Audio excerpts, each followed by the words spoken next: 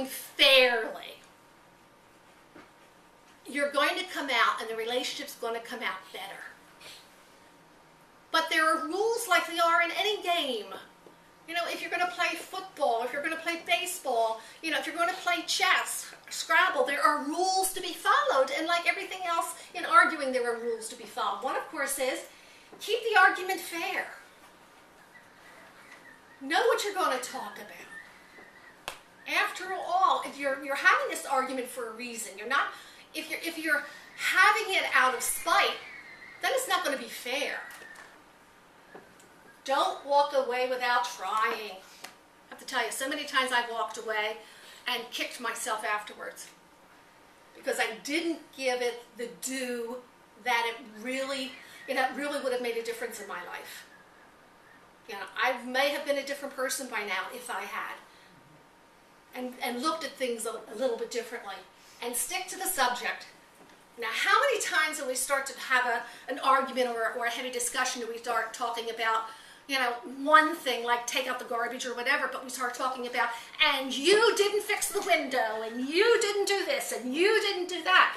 That dilutes your reliability. It dilutes what you're trying, the point you're trying to get across. So arguing, being fair, and sticking to the point, and sticking to the subject of that particular interaction. Other argument tips. This is a big one. Really is a big one. One of you must be sane at all times. Now, maybe this time it's you, and the next time it's the person you're arguing with. But you know, when one of you lose the sense of sanity, or the sense that you're really there and why you're there, the whole thing is lost. It's not going to be a win-win kind of a situation when you're done, because it's not going to work. But, you know, respect the no-go zones too.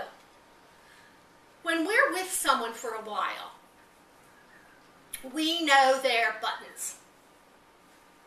We know what's going to truly get to them. And are you arguing with someone because you want to make things better? Or are you arguing with them just because you know you're right and you don't care? Twist the knife a little more. But the reality is, don't use them to hurt the other person. Most of us argue with someone we care about, be it at work, be it at home. You know, we want to keep our job, we want to keep our relationship. You know, one of the hardest things that I found with my children, now that when they became adults, is learn to keep my mouth shut. Draw the line. Know when to argue and when to realize it is your opinion. And we all have our own opinions. And our opinion is very valid to us. However, our opinion is not always valid to other people, because we're not walking in their shoes.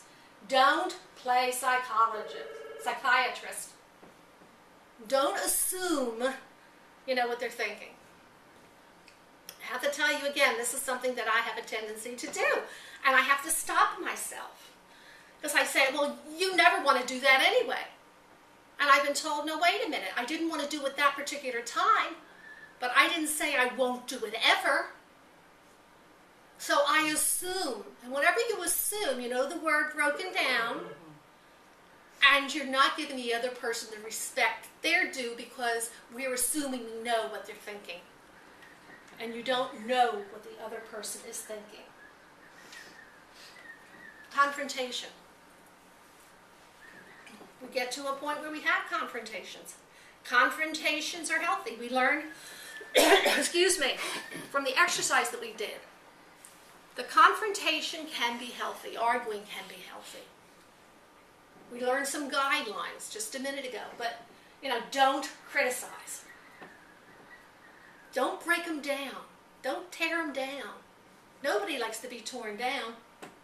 Correct without being defensive. If you would have, then I could have. Well, all right, maybe you could have, but is it helping the point now? Excuse me. Confront the person who is the problem. A lot of times we're mad at somebody else. You know, we're upset at something else that happened. but we take it out on the one we love the most. Or the one who happens to be around. You like the old saying, don't kick the cat. You know, you're mad at the dog, but you kick the cat.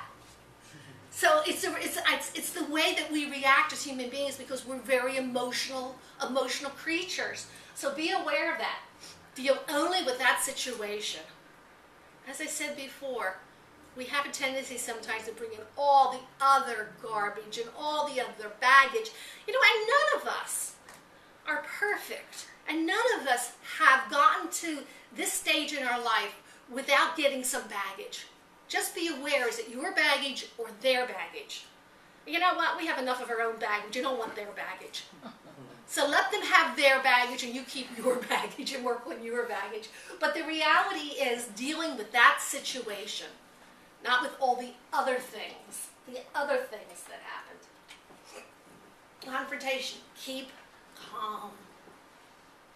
Like I said, when I hear my voice start to raise a little bit, and I find that my rate of speech is getting faster and faster, when your gut starts to churn, you know, that time, maybe it's time. I do breathing exercises with my clients all the time.